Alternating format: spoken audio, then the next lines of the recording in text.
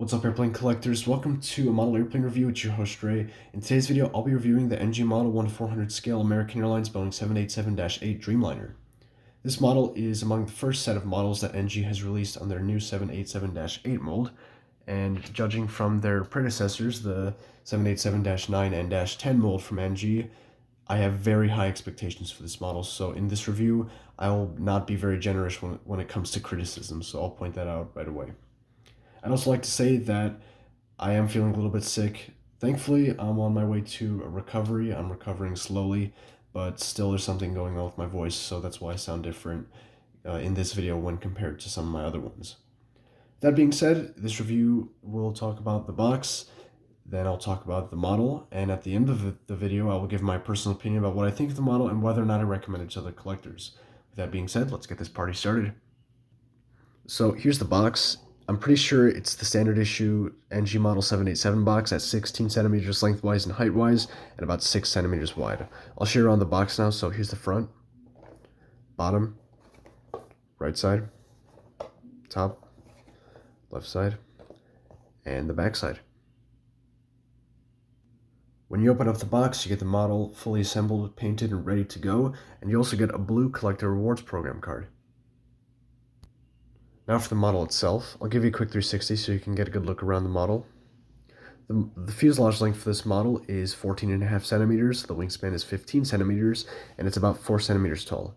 Accurate to 1/400 scale, and decently sized when compared to other things. I should also mention that this model is a little bit heavy due to the fact that it's made primarily out of die-cast metal. It isn't too heavy for its size though. I'll start up the review up the front of the aircraft. Here we can see the nose section of the plane.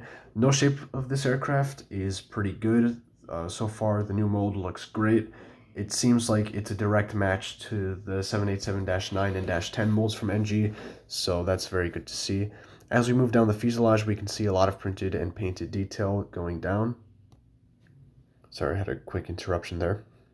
As we move on the fuselage, I'd like you to take notice of the color of this model. You can see that it does have a few reflective elements to it. That's the fancy way of saying that it's a little bit glittery.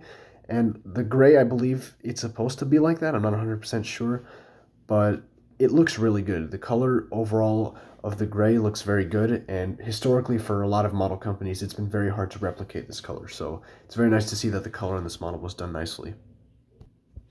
Here's a view at the vertical stabilizer. The vertical stabilizer looks very good in terms of shape. In terms of color, it also looks pretty good. I don't see anything necessarily wrong with it. My camera is kind of messing with the colors a little bit there. That's a bit more accurate representation of the colors. I have been told by other collectors who observed that this dark section of red was a little too dark. However, it looks fine to me, so draw your own conclusions with that information. Now I will show you the other side of the fuselage. I won't provide much commentary since it's virtually the same as the left side, and everything I said about the left side is also applicable to the right side. Everything looks good here, and I have no complaints. Moving on to the wings. The wings on this model look pretty good. They're painted a nice white color, and the wings have some printed detail on there. It's not very visible, but it is present, so that's nice. Yeah, a bit of printed detail there, looks good. Everything seems to align correctly, and I don't notice any issues with it. And there's plenty of molded detail to go around. All of it is very visible, and there's no paint filling in any of the molded details, so very nicely done on the wings.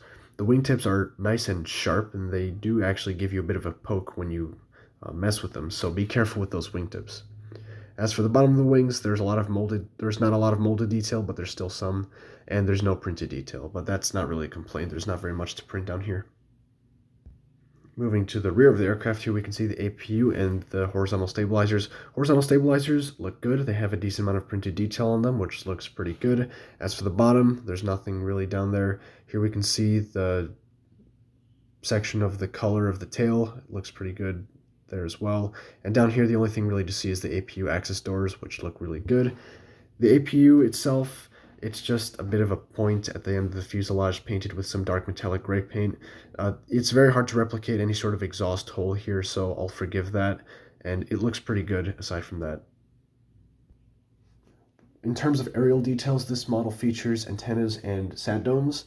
There are 3 antennas at the top of the aircraft and 1 sat dome. There is 1 large antenna at the front section of the aircraft, a large antenna at the rear section, and right behind it is an even smaller antenna. All of these antennas look like they're properly sized, they're attached to the model correctly, and through mostly durable means.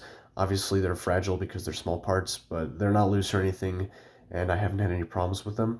As for the sat dome here, this thing has quite an interesting story behind it, since this aircraft with this particular registration was delivered to American Airlines without this sat dome. It took some time for them to fit the sat dome on there and get it in service. And originally, NG posted pictures of this model without this sat dome, and collectors started saying, "Hey, where's the sat dome? We want the most up-to-date version."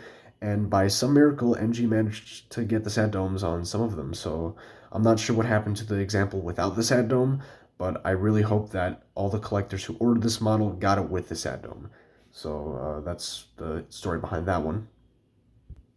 At the bottom of the aircraft, there is 1 singular antenna at the rear section, and here's what it looks like. It looks pretty good. Completely off topic, but I'd also like to notice the printed detail around the cargo bay door here. It looks really good. I just noticed that while looking at it through the video. The engines on this model look really nice. You can see the shape at the end, the pointed edges at the end look pretty good. I did notice that it appears as though the paint kind of faded at the end of the pointed edges here, and that's the same story with the right engine, perhaps more so.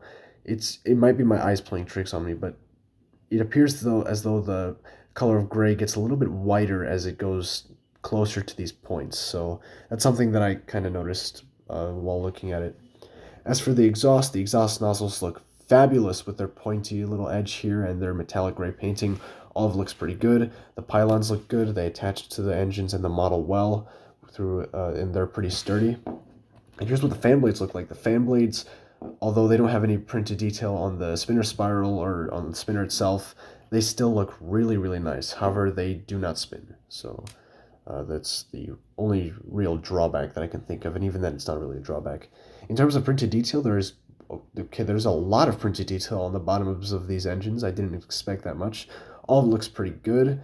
No complaints there. So the engines of this model are really nice. Moving on to the landing gear of this model. The landing gear on this model looks pretty good. All of the wheels roll smoothly. Unfortunately, the main landing gears don't pivot like the other 787s from NG, but all of the wheels roll. Landing gear wheels look good. The nose wheel rolls very smoothly. No complaints, really. Lots of details to go around, and all of them seem to be painted very nicely. Really, really well done on NG's part. All of them look really, really good. Here's a view at the front of the aircraft. Here we can see wing flex, gear balance, and cockpit window printing. The cockpit window printing looks mostly symmetrical. If it might be tilted to the right side of the aircraft or the left side of your screen ever so slightly, but I find that very hard to notice. So that's good.